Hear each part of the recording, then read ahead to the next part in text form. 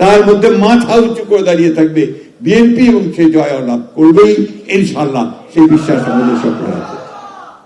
BNP একটা liberal Democratic party, একটা উদারপন্থী গণতান্ত্রিক দল। আমরা গণতন্ত্রে বিশ্বাস করি, গণতন্ত্র প্রতিষ্ঠা করতে চাই। আমরা জানি 1971 সালে কারা, কোন রাজনৈতিক শক্তি সেদিন আমাদের এই বুদ্ধিজীবীদেরকে হত্যা করেছিল। আমরা জানি কারা 1947 সালে পাকিস্তান আন্দোলনের বিরোধিতা করেছিল, যেটা ছিল তৎকালীন ভারতবর্ষের মুসলমানদের একটা জেগে ওঠার জন্য, তাদেরকে তাদের আত্মনির্ভরশীলতার জন্য যে রাষ্ট্র তারা চেয়েছিল সেটা নির্মাণের জন্য।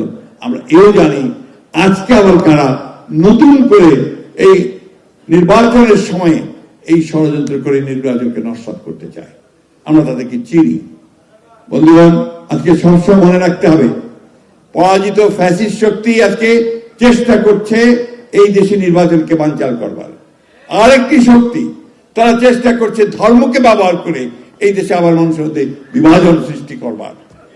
আমরা যে পথে আছি সেই পথই হচ্ছে সঠিক পথ। আমরা উদার গণতান্ত্রিক পথে সামনের দিকে এগিয়ে যাব, গণতন্ত্রকে প্রতিষ্ঠা করব।